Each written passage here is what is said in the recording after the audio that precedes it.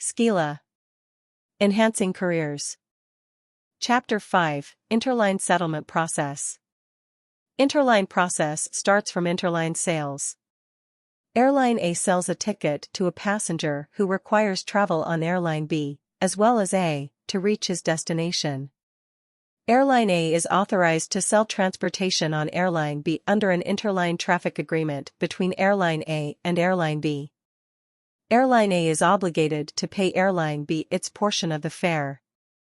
Airline B makes the bills on Airline A and submits the statement of such bills to Airline A by means of Statement of Charges, Recap Sheet, /IDIC data file, to the ICH/ACH clearing bank showing the amounts it has billed to Airline A and other ACH participants.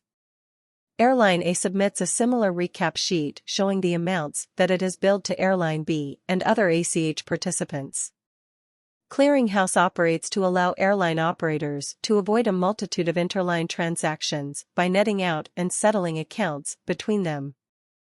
On the basis of the recap sheets submitted, the clearing bank prepares for each participant settlement sheets showing the amounts the participant has billed to others, the amounts others have billed to the participant, and the participant's net settlement position. Accounts between members are consolidated into a monthly debit or credit. Each participant that is in a net debtor position is required to make funds available for the ensuing settlement. Each participant that is in a net creditor position is entitled to receive funds through the clearing bank. The ACH settlement between ACH participants and the ACH/IATA interclearance between ACH participants and IATA clearinghouse participants occur on different days, 4 times a month. The billed participant then performs a post-audit of such billings and, in a subsequent clearance, the billed participant submits an adjustment billing for any overstated charges. The settlement process administered by ACH offers members, associate members, and airline-related participants an efficient, low-cost method of settling. The settlement process and the related billing, auditing and adjustment procedures have been developed and refined by Airline Revenue Accounting specialists since 1943. Passenger interline billing, arising when one airline honors a ticket or other passenger interline traffic document issued by another airline. Because of the enormous volume of transactions in this category, passenger interline billing in many cases are settled on an estimated basis, subject to later adjustment. Airfreight interline billing, arising when one airline transports a shipment arranged through another airline. Billings arising under the Universal Air Travel Plan, a mutual airline industry charge program under which participating airlines issue UATP cards that cardholders may use to pay for tickets and other travel services. Non-transportation, miscellaneous billings, arising from a wide range of contractual arrangements under which airlines and airline-related entities support one another's operations. IATA's Simplified Interline Settlement Process. Up to 4 times every month each ACH participant submits recap sheets to the ACH clearing bank summarizing its current billings against other participants for each of the aforementioned types of billings. On the basis of the recap sheets submitted for each weekly clearance period, the clearing bank prepares for each participant settlement sheets showing the amounts the participant has billed to others, the amounts others have billed to the participant, and the participant's net settlement position in such clearance period. Each participant that is in a net debtor position is required to make funds available for the ensuing settlement.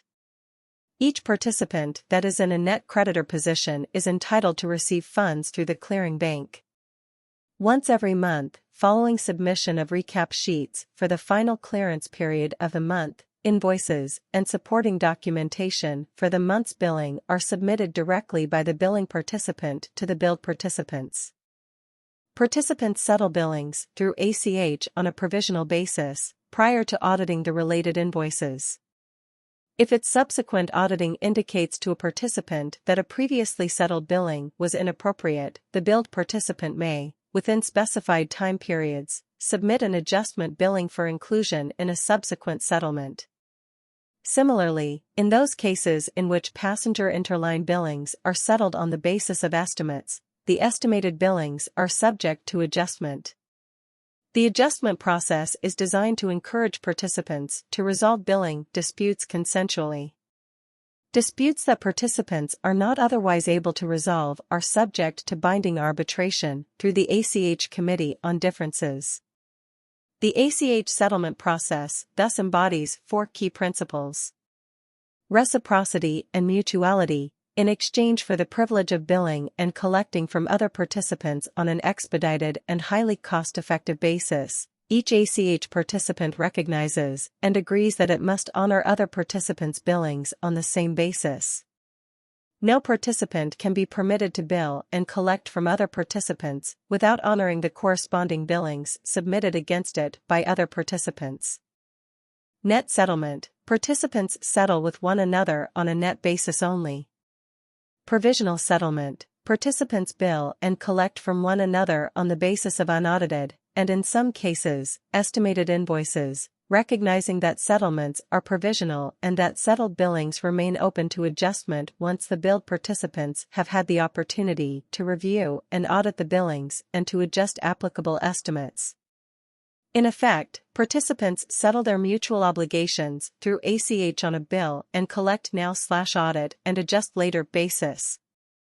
Non-judicial resolution of billing disputes: when participants disagree about the appropriateness of billings settled through ACH, they are required to seek to resolve their disagreements consensually, first by submitting adjustment billings, second through a formal correspondence process, then through mediation under the auspices of ACH, and, finally, through binding arbitration. The availability of these non-judicial dispute resolution procedures and the resulting incentives for compromise are a key feature of the settlement process. Participants cannot be expected to pay unaudited billings if they can be forced to resort to litigation in order to recover overcharges. 4 times every month, ACH and the International Air Transport Association clearing conduct interclearance settlements that enable ACH participants to settle and adjust with ICH participants the same categories of billings listed above. The interclearance settlements coincide with ICH settlements. The 4 key principles embodied in the ACH settlement process apply with equal force to interclearance settlements. What is a clearance cycle? A clearance cycle covers a single week with a year of 48 cycles. For example, the clearance cycle for period 2nd of September, 2007 has a closure day of September 21st, an advice day of September 25th, and a call day of October 2nd. Any valid transactions billed at that time may be included in the open clearance. The only exception is for passenger and cargo items in period 4, which may not be included if the service was delivered during the month after the active clearance month. What are the different currencies and zones for clearance? There are 3 currencies: US dollar, Great Britain pound, and euro. If you choose to bill in USD, then you will become a member of Zone B.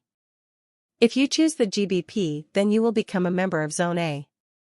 Billings to other Zone A members will be in GBP, and for the other zones billings will be in USD. If you choose the euro, then you will become a member of Zone D. Billings to other Zone D members will be in euro, and for the other zones billings will be in USD. Zone C is for ACH Group. Can I receive funds in a currency of my choice? You can choose to receive funds in USD, GBP, or euro, called the currency of settlement. However, it is usual practice to receive funds in the currency of billing/clearance. What is the difference between the currency of billing, the currency of clearance, and the currency of settlement? The currency of billing will be the same as the currency of clearance for passenger, cargo, and UATP categories. For miscellaneous items, the currency of billing may not be the same as the currency of clearance, and this will be identified in the ICH web claim. The currency of settlement is the currency you choose to receive funds in, again USD, GBP, or euro. Can I change the zone I am in, or the currency of settlement? Yes, this is possible, but any change must stay in place for a minimum of 12 months, and 3 months' notice is required. What are the Forms 1, 2 and 3? These are the reports produced by the ICH web. Form 1 is a summary of invoices claimed against an airline in each billing category: passenger, cargo, UATP, or miscellaneous. It is prepared monthly by the billing carrier. It also serves as the detailed notification to the other party concerned of claims or credits advised to the clearinghouse on Form 2. Form 2 is a zone-wise summary prepared by the billing carrier of all the airlines billed and sent to ICH. Form 3 is a summary of the billings by and against each airline showing a net balance due to or from the clearinghouse, which is produced by the clearinghouse on advice day. Exchange rates. Conversion rates for all above conversions will be the mean average exchange rates, i.e., the 5-day rates A2 published by the IATA clearinghouse. If the variations of the current month's 5-day rates is 6% or more than the previous month's 5 days rates, then current month's B4 MMR, monthly mean rate, is applied. What type of transactions can I bill? Passenger coupons and related documents, cargo airway bills, UATP transactions, and miscellaneous items, which includes most airline-related services. What is closure day? Closure day is the day by which the clearinghouse must be in receipt of all claims for a given clearance cycle. What is advice day? Advice day is the day that the messages are sent advising whether money is owing to or owed from the clearinghouse and stating the total value and applicable currency of this value. What is call day? Call day is the day by which all funds due to the clearinghouse must have been received. It is also the day that airline members receive any amounts owing. What is settlement day? Settlement day is the day on which all funds due to associate members will be paid by the clearinghouse. What happens if I pay late? There are various penalties which include a service charge, early call day, interest, and a security deposit. These and the relevant procedures are explained at the time of the training session. In addition to this, all members of the clearinghouse will be advised accordingly of any late payers. What if another member is suspended? Suspension usually occurs through non-payment. The member can be reinstated, but only upon receipt of all debts owing. The clearinghouse acts in the interests of all members and will endeavor to help the suspended member whilst ensuring the financial security of all other members. What if another member goes bankrupt? IATA will act on behalf of all members to secure any debts owed, which have been submitted for clearance, before suspension of such bankrupt member. What is an associate member? Suppliers are non-airline companies who use the facilities of the clearinghouse. They are only able to bill members if the member has signed a letter of instruction allowing such billing to be made. What is the Airline Clearinghouse, ACH? The Airline Clearinghouse performs a similar function to the IATA Clearinghouse. It is based in the USA and its membership consists of airlines in the American continent, most of whom do not provide services beyond this geographical area. Can I bill an airline who is a member of the Airline Clearinghouse?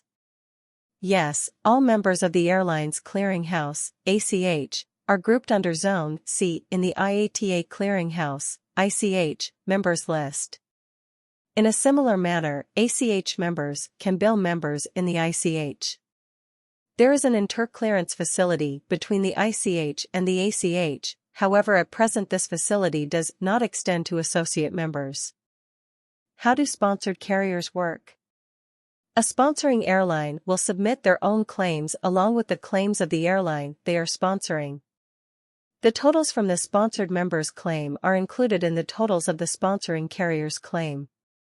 The clearinghouse will treat the sponsored airline as a separate airline for billing purposes, but the amount due to from clearinghouse will be paid/received by the sponsoring airline. The sponsored airline will not receive an advice day message. When billing a sponsored airline, create a Form 1 as if the sponsored airline is a member in their own right. Who do I contact for the exchange rate service? Participants in the clearinghouse receive the exchange rates monthly. What is the call day adjustment report?